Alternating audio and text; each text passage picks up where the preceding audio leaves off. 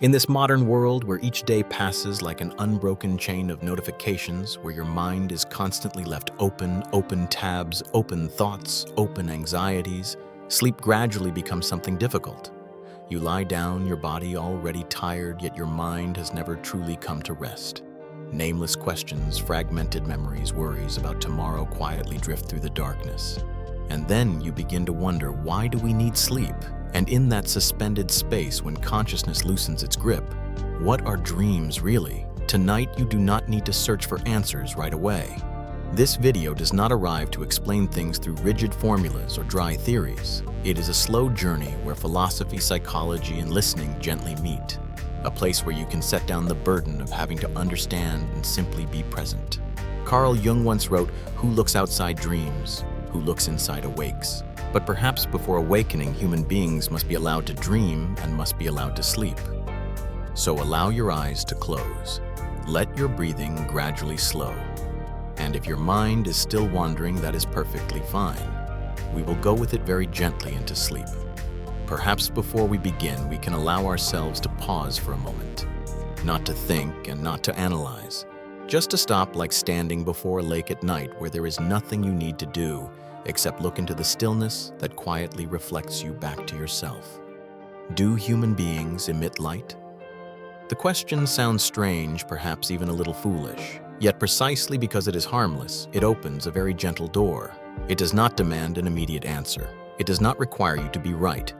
It simply invites you to slow down by a single beat, to step out of the familiar current of thought that is always urging us to understand, to know, to control. In truth, the question is not about physical light. It touches something deeper. Is there something within us that continues to function, that continues to be present, even when we are not paying attention to it? When you lie down at the end of the day, when your body is tired and your eyes closed, does everything inside you truly switch off? Or does it merely shift into another form of existence? Your body right now is doing countless things without your intervention. Your heart keeps its steady rhythm. Your breath continues to come and go. Old cells quietly make room for new ones. Neural signals travel silently along familiar paths like night watchmen who never sleep. You do not need to give orders. You do not need to supervise. The life within you knows how to continue. And perhaps this is the first thing we need to remember when speaking of sleep and dreams, that there are very deep parts of the human being that do not require the alertness of consciousness to function. They existed before you learned how to think, and they will continue to exist even when you let go of all thought in the night. Modern society teaches us to remain constantly on, always ready, always responsive, always optimized. But the body does not live by that rhythm. It moves according to a slower, more ancient tempo, a rhythm that, if listened to closely, is never hurried. Even when you worry, even when your mind runs in circles around scenarios that have not yet happened, the body patiently remains in the present. Perhaps this is why sleep becomes difficult, not because we are not tired, but because we have forgotten how to trust that we can let go, to trust that we do not need to control everything, to trust that we are allowed not to understand, not to explain, not to do anything at all. Philosophy in this moment does not appear as a system of concepts. It arrives as a whisper. Marcus Aurelius once wrote in Meditations, "Nowhere you can go is more peaceful, more free of interruptions than your own soul." But to enter that space, we must learn to pause at the threshold, not to bring the whole world into bed with us, not to drag our daytime roles into the darkness. Sleep in the end is an act of humility. It acknowledges that consciousness is not the sole center of life, that there are deeper, wider layers where the mind no longer has to strain to understand. Carl Jung called this the unconscious, not as a dark and frightening place, but as an ocean carrying memories, images, symbols, and even unlived possibilities. Jung once said, "The dream is the small hidden door in the deepest and most intimate sanctum of the soul." Dreams are not meant to be hastily decoded. They do not come to be dissected. They arrive as another language, one in which logic is no longer the only law and emotions are allowed to speak in images. But before we dream, we must sleep. And before we sleep, we must allow ourselves to learn nothing more tonight, to remember nothing new, to stop trying to become better, wiser, deeper, simply to listen. to listen to the slow rhythm of the words, to listen to the silence between pauses, to listen to yourself when no one is asking you to be any particular version of who you are. There is a very gentle humor in this entire experience that human beings, creatures who long to understand the universe, to measure time, to analyze consciousness, must surrender themselves to unconsciousness every night in order to continue existing. That all efforts of wakefulness must be supported by hours of not being awake. And perhaps the most healing thing does not lie in the answers to why we sleep or what are dreams, but in allowing those questions to exist without needing to be resolved immediately. Friedrich Nietzsche once wrote, "One must still have chaos in oneself to be able to give birth to a dancing star." But that chaos does not need to be arranged in the night. It only needs to be held very gently. So if you are listening to these words in the darkness, if your mind is still wandering somewhere between memory and intention, that is perfectly fine. You do not need to bring it into order. Your body knows how to rest. Your mind knows how to drift. And somewhere within that letting go, sleep will arrive not as a task to be completed, but as a very natural return. Tonight, you do not need to shine. You only need to be still. As night falls and the outer world slowly withdraws from your awareness, this may be one of the rare moments in the day when nothing more is being asked of you. No need to respond. No need to keep thinking. No need to become a better version of yourself. Just lie still. And within that stillness, there is something easily forgotten. Your body has never stopped working. We often equate ourselves with our thoughts, with the stories running through the mind, with worries, plans, memories, and desires. But when your head rests on the pillow, when consciousness begins to loosen like a rope gently released, there is another you that continues to be present. One that does not need language, does not need decisions, does not need attention. That is the body. You may never have thought about this, but human beings, in a very literal sense, emit light. Not a light visible to the naked eye, but biological light, extremely faint photons released through cellular metabolism. It is not bright enough to illuminate a path, not vivid enough to impress. It exists as a very humble fact that even in darkness, life is quietly signaling that it is still here. This is not mystical, yet it evokes a particular kind of feeling that your body is not merely a heavy mass dragged through the day. It is a process in motion. A continuous flow so subtle you barely notice it yet, persistent enough to carry you through thousands of nights like this one. And if we look more closely into the structure, the sense of wonder becomes gentler still. The network of blood vessels in your body, if laid out end to end, would stretch farther than the circumference of the earth. Tens of thousands of kilometers of tiny pathways built not to take you far away, but to bring life to every cell. They do not need your awareness. They do not need your gratitude. They only need you to keep breathing. You never feel the blood moving through those countless passages, just as you do not feel gravity when it is doing its job properly. Yet without it, everything would collapse very quickly. Perhaps this is one of the body's quiet lessons. The most essential things are often the quietest. In the morning when you first wake up, you are slightly taller than you were the night before. Not by much, just a few millimeters. But that small change says a great deal. While you sleep, your spine decompresses. Gravity loosens its grip. The body uses the horizontal position to adjust itself, to restore itself, to gently release the tension of holding you upright all day. There is a subtle beauty in this. The body does not need elaborate rituals to heal. It only needs to lie still. And in that stillness, it does its work. Perhaps sleep is not as passive a state as we imagine. It is a cooperative space where consciousness steps back and biology steps forward. Every day, billions of your skin cells fall away. You do not feel pain. You sense no loss. They leave quietly, making room for new ones. Your body is constantly letting go of itself in order to continue existing. There is a very human paradox here. Life is sustained not by holding on to everything, but by knowing when to let go. This may sound like philosophy, yet it is happening beneath your skin every second. No reflection required. No interpretation needed. Just a calm biological fact. Saliva continues to be produced even when you are not speaking. Fingernails keep growing. Hair continues to lengthen. Ears slowly change shape over the years. These small details are usually noticed only when something goes wrong, when there is pain, deficiency, or abnormality. For most of life, they exist like silent custodians working behind the scenes of consciousness.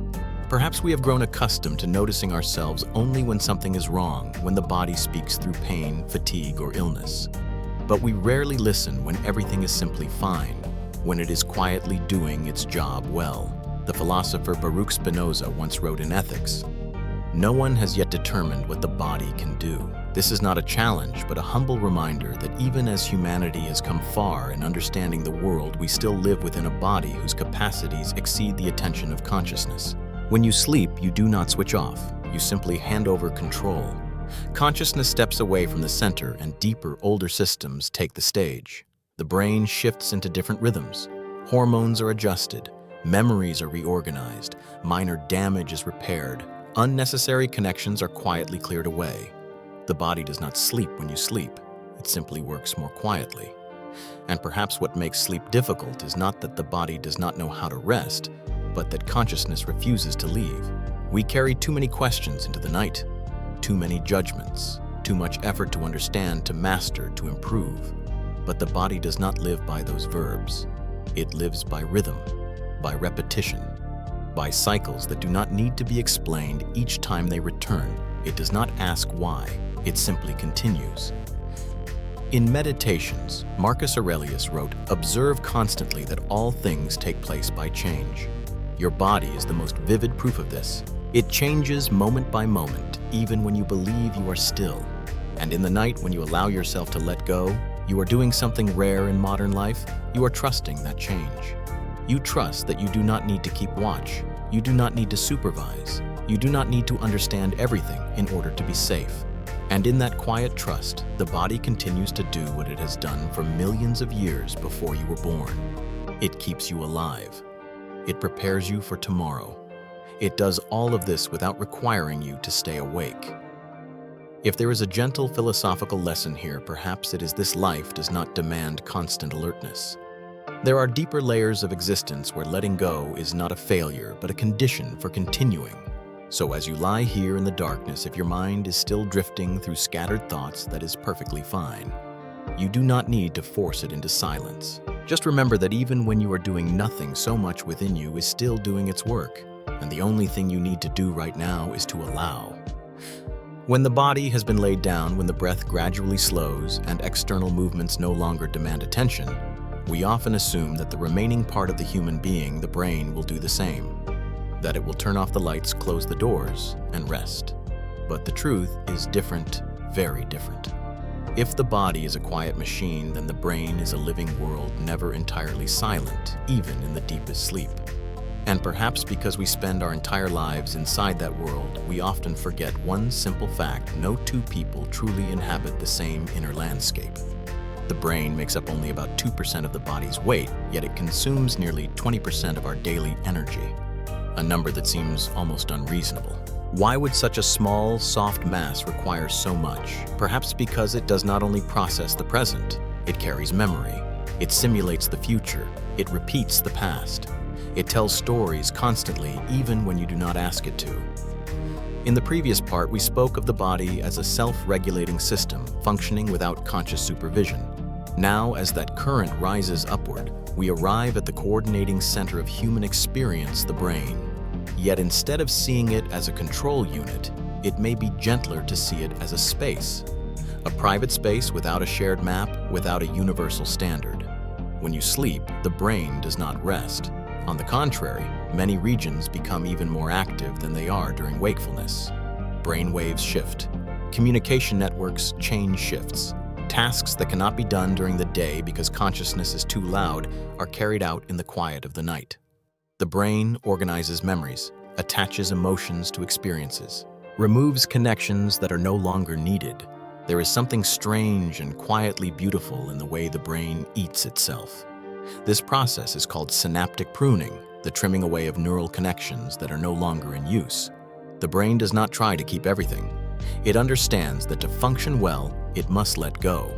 This is not so different from the body shedding old skin cells or the immune system destroying faulty ones. Perhaps here lies a lesson we rarely notice. Growth does not always come from accumulation. Sometimes it comes from the courage to release. William James once wrote in The Principles of Psychology, The greatest weapon against stress is our ability to choose one thought over another. But perhaps before any choosing happens, the brain has already been quietly at work, clearing away unnecessary paths, making choice itself lighter. And as we move deeper into this inner world, another truth slowly reveals itself. Human beings do not experience thought in the same way. Some people constantly hear a voice in their mind, a continuous inner monologue that comments, judges, questions. Others have no such voice at all. Their minds operate through sensations, images, or a wordless knowing. Not better, not worse, just different. Some people can close their eyes and see an entire vivid world within colors, faces, memories as clear as a film. Others cannot visualize anything at all. This condition is known as aphantasia. They do not lack imagination. Their imagination simply does not use images as its language. And then there are those who see more colors than others in a very biological sense. Some brains can distinguish a wider, subtler spectrum of hues. A flower for one person may be simply purple. For another, it is dozens of delicate variations of violet, blue, pink differences, too fine to be captured in words. This can be unsettling. From a young age, we are taught that there is a right way to think, to feel, to imagine. We compare ourselves to others and wonder why we are not the same, why our minds are too loud or too quiet, too visual or too abstract. But from the perspective of the brain, these questions lose much of their meaning. Carl Jung wrote in Psychological Types, "The shoe that fits one person pinches another." There is no recipe for living that suits all cases. The inner world is no different. It was not designed to be synchronized. It was designed to adapt. Perhaps much of modern mental exhaustion does not come from the brain working too much, but from forcing it to work in a way that is not its own. We force ourselves to think in words when our brains think in images. We force imagination when our brains understand through feeling. We force stillness when our brains need movement before quiet can arrive. In sleep, these pressures temporarily dissolve. The brain no longer has to be right. It only has to be itself. Dreams, therefore, do not follow daytime logic. They do not need consistency. They do not need coherence. They are the brain speaking to itself in a language only it fully understands. Sigmund Freud called dreams the royal road to the unconscious in the interpretation of dreams. While many of Freud's ideas have since been revised, the image of that road remains meaningful. A dream is not a puzzle to be solved. It is a journey, and each person walks that road in a different way. Some people dream vividly, some dream faintly, some remember nothing at all. This says nothing about the depth of your mind. It only reflects the way your brain chooses to process the world. And if as you sleep you feel as though you are thinking too much, perhaps that is simply your brain doing what it has always done. Connecting, experimenting, reorganizing. You do not need to intervene. You do not need to fix anything. You only need to allow. In Meditations, Marcus Aurelius wrote, "Do not disturb yourself by imagining your whole life at once." In the context of the night, these words carry a gentle meaning. The brain does not need to bring your entire life into sleep. It only needs to work at its own rhythm. And that rhythm for each person is different. When we accept that there is no single correct inner world, something softens. Comparison loosens, judgment settles. We stop asking, "Why am I not like others?" and begin asking, "What is my mind trying to say in its own way?" And perhaps in that moment, sleep comes more easily. Not because you have done something right, but because you have stopped demanding that you be right. There is no correct way to think. There are only different ways of existing. And in the night, as consciousness gently steps back, that inner world with all its differences, its strangeness, its privacy, is allowed to breathe. You do not need to understand it now. You only need to stay with it very gently and let sleep do the rest.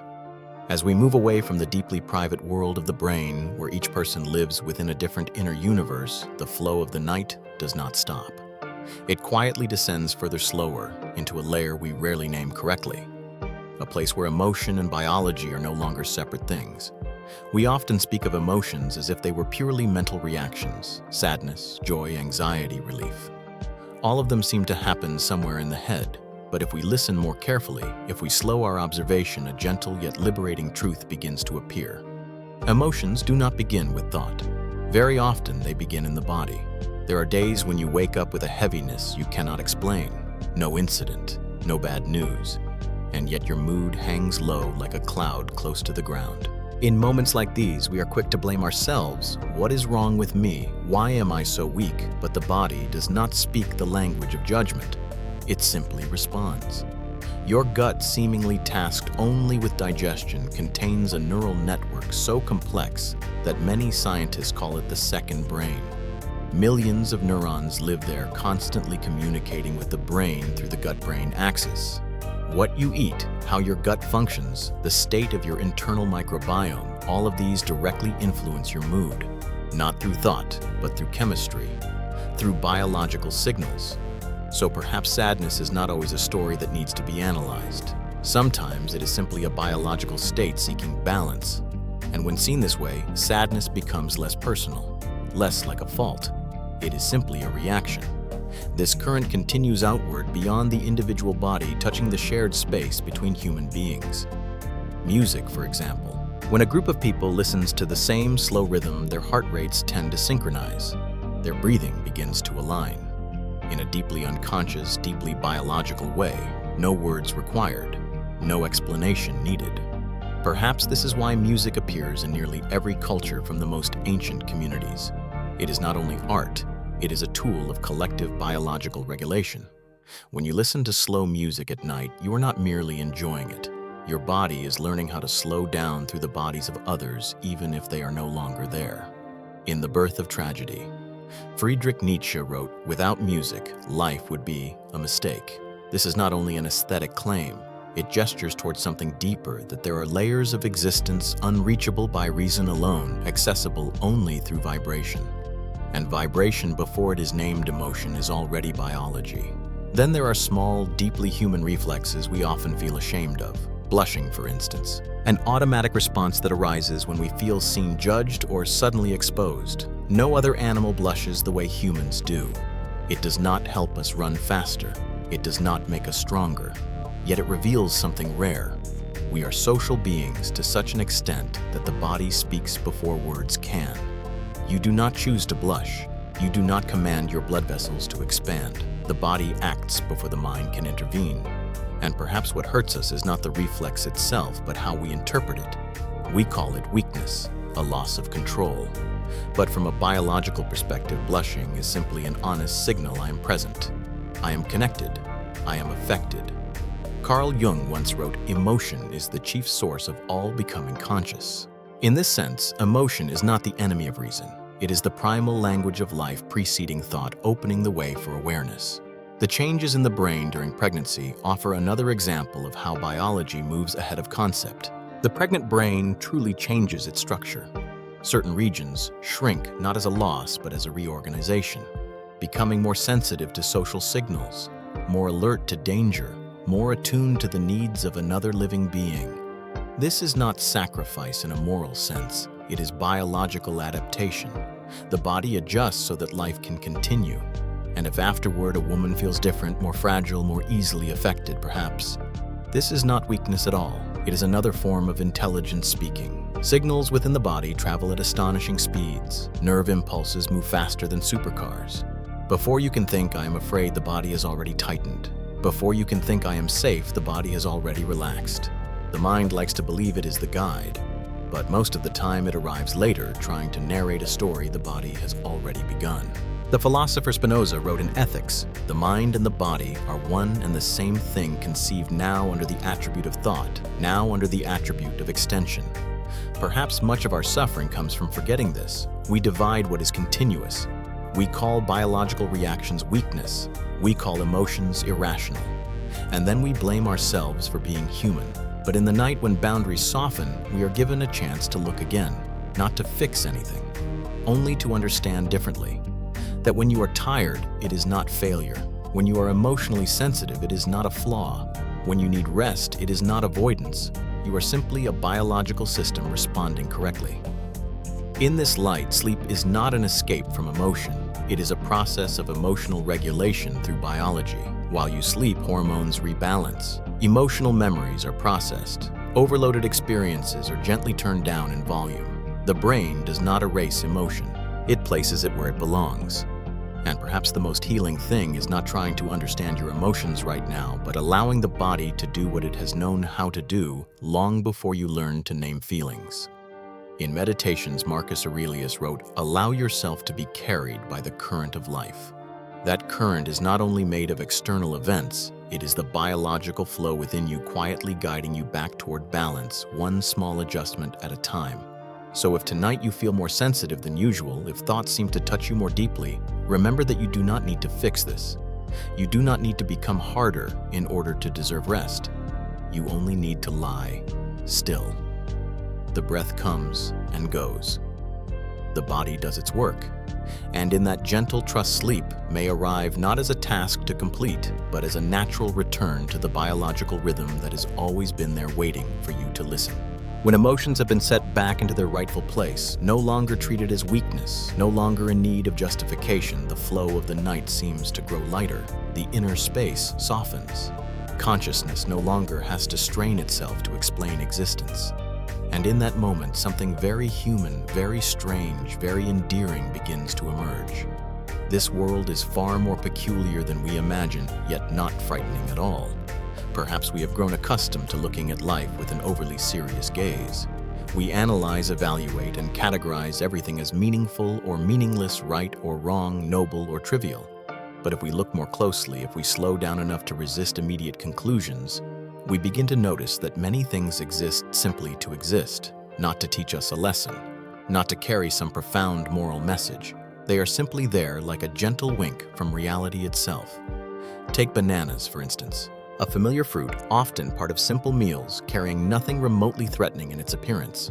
And yet bananas are radioactive, very slightly, completely harmless. A natural consequence of the potassium within their structure, not enough to hurt you, not enough to inspire fear, but just enough to make you smile quietly when you learn this fact. There is something oddly delightful in realizing that what we consider normal contains an element once associated with dramatic imagery in the human imagination. Yet reality does not need drama to exist. It simply remains quietly complex in its own way. The same is true of clouds. From a distance, they drift softly weightless like gentle brushstrokes across the sky. And yet a single cloud can weigh millions of tons, a massive presence suspended above us every day. It does not fall, it does not harm, it does not threaten. That contrast between apparent lightness and hidden weight evokes a familiar association. How many people around us carry invisible masses like this? How many appear fine, appear light, while holding within them entire systems of memory, responsibility, and words never spoken? And perhaps the world is the same. It is under no obligation to look like what it truly is. It only needs to function. When we look at the night sky, comets are often wrapped in romance, mystery, even omens in ancient cultures. But if one could get close enough, if distance did not soften everything into poetry, comets smell like rotten eggs because of hydrogen sulfide, a detail so ordinary, so distinctly unpoetic. And this does not make comets any less beautiful. On the contrary, it makes that beauty more honest, less mythologized, closer to reality. Perhaps we do not need to strip the world of its oddities in order to love it. We only need to stop demanding that it conform to the stories we invent. Human beings, of course, are not exempt from this catalog of harmless oddities. In extremely rare cases, people can die from laughter, not from overwhelming joy, but from biological reactions beyond conscious control. A strangely sobering reminder that even states we label as positive are not entirely governed by awareness. Yet most of the time, laughter causes no harm. It releases.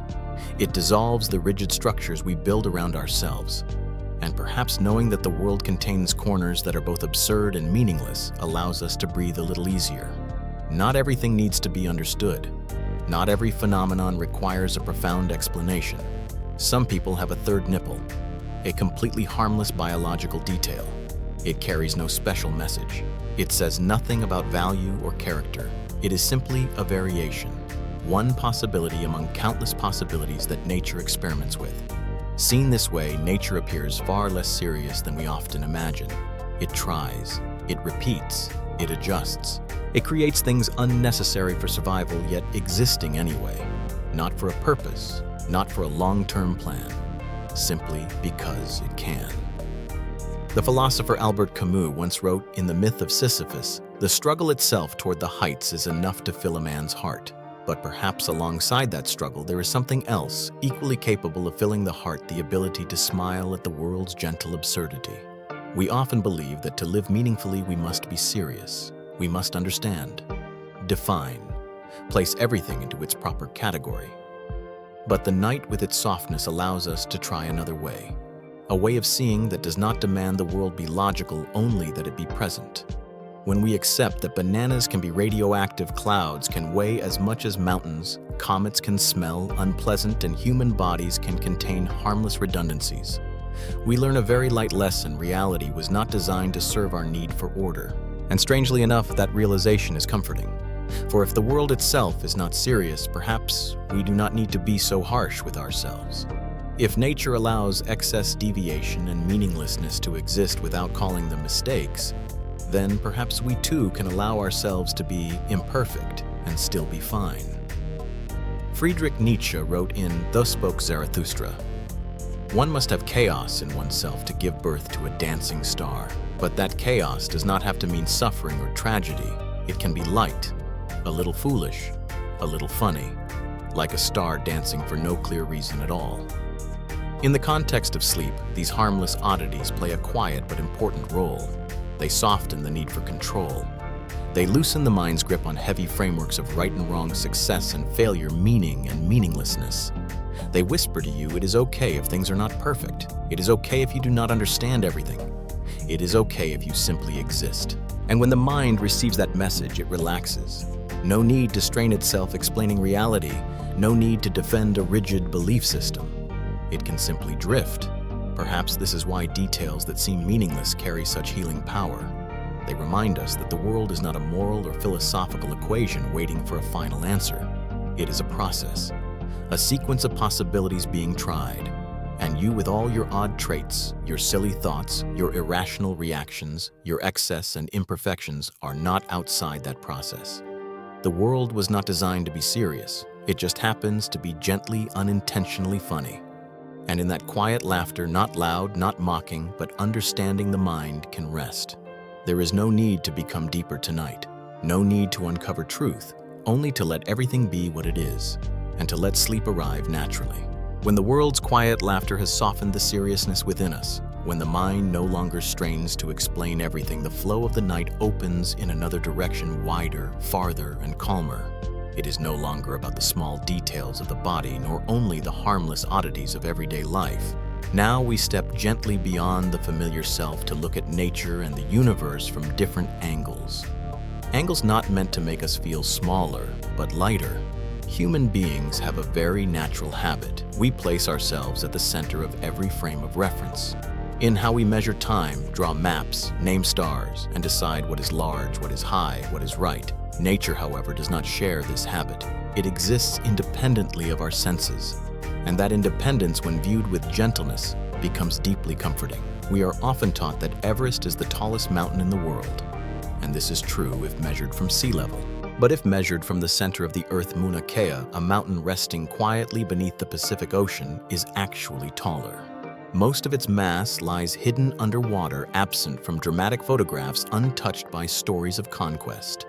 Yet it is still there, steady, existing without needing to be seen. There is great tenderness in this realization that not everything highest needs to stand exposed, that not everything greatest needs recognition. And perhaps in human life too, there are such mountains, strengths, endurance, quiet, resilience that do not appear on the surface yet shape the entire inner structure. From mountains, we move to maps, familiar images that have shaped how we imagine the world since childhood. Europe at the center, continents spread out in what seems like an obvious order. Yet most maps we know are products of choice, not truth. They distort sizes, enlarge some regions, shrink others, not out of malice, but convenience. A map, in the end, is a story. And like all stories, it reflects the perspective of its storyteller. The real world is not distorted. Only our way of seeing it shifts. This may sound obvious, yet its implications are profound. For if even our image of the Earth, something we assume to be objective, depends on perspective, then perhaps our judgments about ourselves, about others, about life itself are not as absolute as we imagine. Ludwig Wittgenstein once wrote in Philosophical Investigations, "The limits of my language mean the limits of my world." And perhaps we can gently extend this thought. The limits of perspective are also the limits of the world we inhabit. When we look toward the universe, this becomes even clearer. In popular imagination, the universe is often pictured as a vast black expanse scattered with brilliant stars. Yet when scientists average the light of the observable universe, its color turns out to be a pale beige. A modest shade, not dramatic, not mysterious, not fitting the grand images we attach to the word cosmos. And perhaps that is precisely the point, that what is most vast in the end carries a tone very close to the ordinary. It does not need to overwhelm to be immense. It does not need darkness to be deep. We think of time, too, in human rhythms, seconds, minutes, hours. But for many animals, time flows differently. Some experience the world as sharp, rapid fragments. Others live within a much slower stream, not because they are less intelligent or more primitive, but because their nervous systems are tuned to different survival needs. Time, it seems, is not a single entity. It is an experience, and that experience changes with the body, with biology, with how a living being engages the world. This invites a gentle question. If even time is not felt the same way, why are we so strict with our own pace of living? Some people need speed. Others need slowness. Some thrive in steady rhythm. Others truly live only when there is space and pause. There is no correct tempo, only a fitting one. When we look at the moon, we carry unconscious assumptions that the shape we see is the right one. Yet from another hemisphere, the moon appears inverted, not because it has changed, but because the observer stands elsewhere. Once again, reality holds no contradiction. Only multiple perspectives coexist. The philosopher Heraclitus once said, "No man ever steps in the same river twice." And perhaps we might also say, no one looks at the same moon in exactly the same way. And this does not make anyone's experience less valid. As these perspectives layer upon one another, hidden mountains, distorted maps, a beige universe, differing experiences of time, and inverted moon, a curious feeling arises. The self, once accustomed to standing at the center, begins to soften, not to disappear, simply no longer needing to be central. And within this subtle shift lies a deep kind of healing. Much of human tension comes from believing that our way of seeing is the only way, that our rhythm is the standard, that our perception defines reality. But nature and the universe, in their gentle indifference, whisper something else. The world is wider than your current view. And this is not a threat. It is an invitation to loosen certainty, to release the need to be right, to soften the pressure of understanding everything. In Meditations, Marcus Aurelius wrote, "Everything we hear is an opinion, not a fact. Everything we see is a perspective, not the truth." Read at night, this need not become a philosophical argument. It can simply be allowed to sink in like a long, quiet breath. Truth does not change. Only perspective does. And when perspective shifts, so do emotions. What once felt overwhelming becomes smaller. Worries that filled the entire mind find themselves placed within a wider frame, not erased, but no longer blocking the whole inner sky. For sleep, this matters deeply. To rest, we do not need to resolve our entire lives. We only need to place them in proportion. And the universe, through its silent vastness, helps us do exactly that. If tonight, as you lie still, thoughts continue to drift, try seeing them as clouds, millions of tons heavy, yet still moving. See yourself as a point of observation, not the center. And remember, seeing the world in your own way is not wrong. It is simply one among countless possible ways. Nothing needs to change right now. Only let the perspective step back a little. And in that gentle distance, sleep may find its way home, not as a shutting down, but as an opening quiet and wide. When the self has been placed back into its proper proportion, no longer needing to stand at the center of every frame of reference, the flow of the night seems to slow by yet another beat. Not because the world has stopped moving, but because we begin to notice different kinds of movement. Movements that are unhurried, unloud, unconcerned with being noticed. They exist on a timescale far longer than the rhythm of everyday human life. At this depth, life no longer appears as a race, but as a form of staying. There are trees that have lived for thousands of years. They have witnessed dynasties rise and fall. Languages shift, cities emerge and disappear. Their roots sink deep into the earth where time does not pass as it does on the surface. Their trunks do not rush upward. Ring after ring quietly records the history of wind, of rain, of harsh seasons endured. A tree does not strive to live long. It simply continues to live at its own pace. When conditions are favorable, it grows. When they are not, it slows. There is no comparison, no goal to surpass another, only the natural persistence of existence.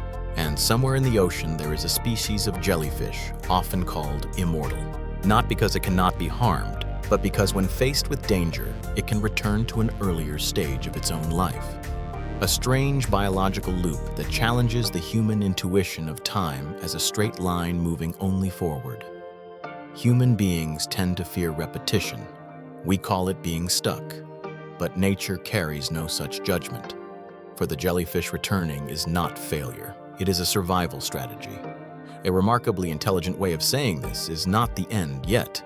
Perhaps because we live in a culture that celebrates constant progress, we forget that stepping back can also be a form of wisdom.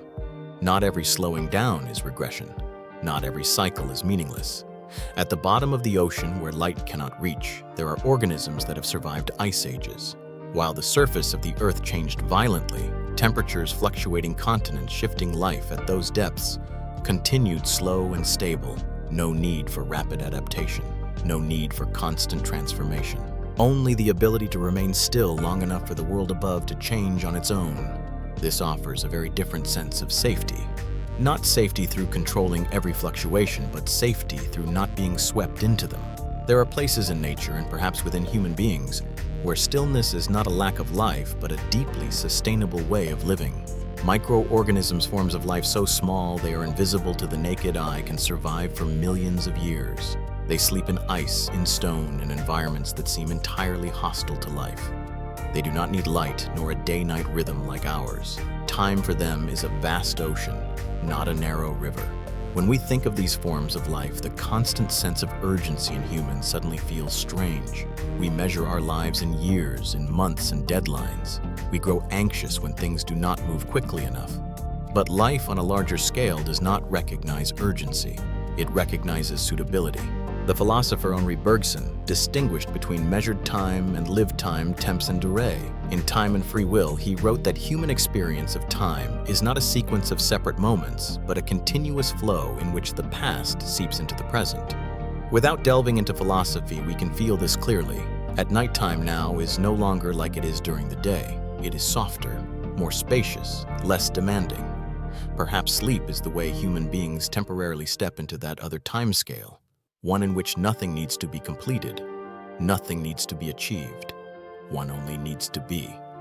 In Meditations, Marcus Aurelius wrote, "Nature does nothing uselessly." If this is so, then nature's slowness is not inefficiency. It is an optimal choice on a scale humans rarely perceive. And if nature does nothing in vain, then perhaps the pauses in human life are not as meaningless as we often believe. We often feel guilty for resting, for doing nothing, for not moving forward. But trees that live for thousands of years do not feel guilt for growing slowly. Deep sea creatures do not feel shame for not changing. They are simply aligned with their own rhythm. And perhaps what exhausts human beings is not that we are too slow, but that we have forgotten how to be slow. As you lie in the night, as your breathing becomes steady, your body is doing what nature has always done, shifting into maintenance. No need to expand, no need to optimize. Only to keep life going. Cells repair themselves. Systems recalibrate. The brain reorganizes. All of this happens without your supervision. Carl Jung once wrote, "In all chaos, there is a cosmos. In all disorder, a secret order." Perhaps that hidden order does not always appear as productivity or achievement. Sometimes it appears as the deep patience of existence itself. Life is not in a hurry.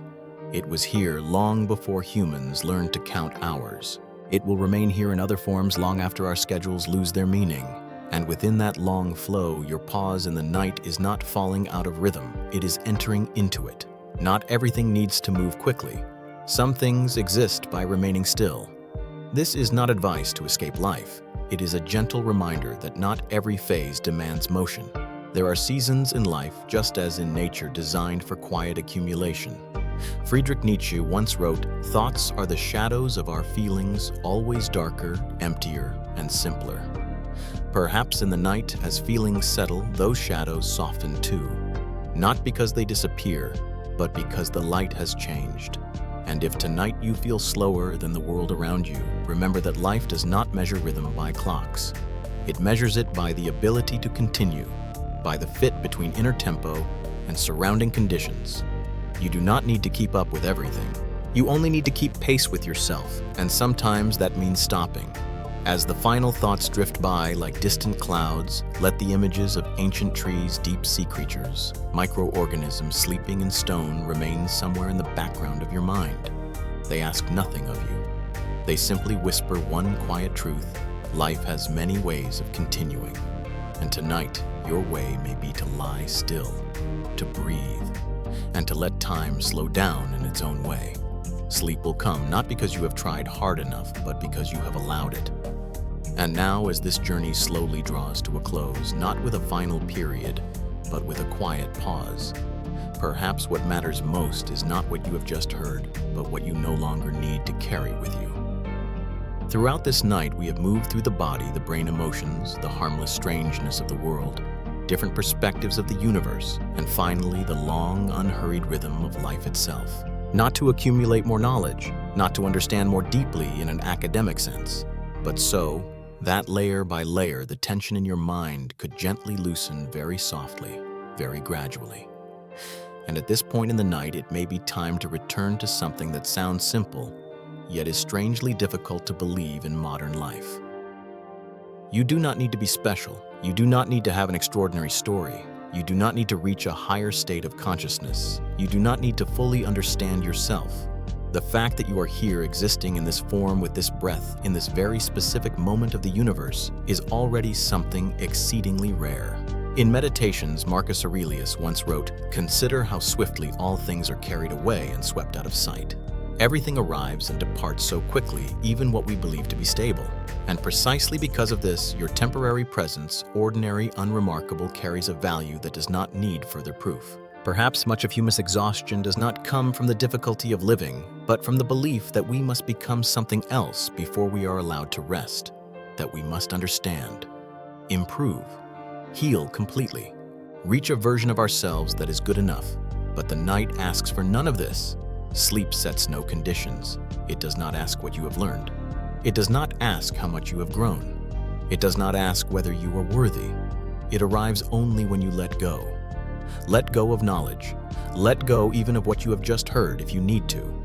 Let go of curiosity, not because curiosity is wrong, but because tonight it no longer needs to lead the way. Philosophy in this moment is also invited to be set down, not because it lacks importance, but because it has completed its task like a bridge that brings you closer to stillness, then quietly disappears once you have crossed. Ludwig Wittgenstein wrote in Tractatus Logico-Philosophicus, whereof one cannot speak thereof, one must be silent. There are layers of experience that do not need to be spoken, do not need to be understood, only to be lived, or in this case, to be rested within. If you notice your body has never required you to sleep correctly, it does not need detailed instructions. It has done this for tens of thousands of nights and ages, without clocks, without schedules, without pressure to optimize rest. Your body knows how to sleep. It knows when to slow down, when to repair, when to dim the unnecessary lights of the brain. You do not need to control this process. You only need not to interfere with it. Perhaps this is the hardest thing for the modern human, to do nothing without guilt, to stop trying without self-blame. But seen through the lens of nature, through ancient trees, deep sea creatures, and timeless biological cycles, pausing is not an exception. It is an essential part of life. Carl Jung once wrote, "The creation of something new is not accomplished by the intellect, but by the play instinct." And perhaps sleep is a very deep form of play where consciousness stops working so seriously, allowing other layers of the human being to quietly rearrange themselves. Tonight, you do not need to remain awake any longer. You do not need to search for a final insight. You do not need to hold on to any sentence, even those that sound true or beautiful. You may let everything pass, like an exhale, like a thought you do not need to grasp. If anything remains, let it be only a vague feeling that you are being held by life itself, that even when you do nothing, so much within you is still doing its work. Cells, heartbeat, hormones, memory, silent cycles. Friedrich Nietzsche wrote, "One must still have chaos in oneself to be able to give birth to a dancing star." But tonight, you do not need to give birth to any star. Chaos is allowed to rest. The star can dance on another night. Now, as the final words slowly dissolve, you do not need to follow them to the end. You may let them blur like distant lights fading into mist. No conclusion is required. No complete meaning needs to be reached. Only to be here, in just enough darkness, in just enough silence. Your body knows how to sleep. You only need to allow it. And if there is one thing to carry with you into sleep, let it be very light that your existence right now is already enough. Nothing more is needed. The night has finished its work.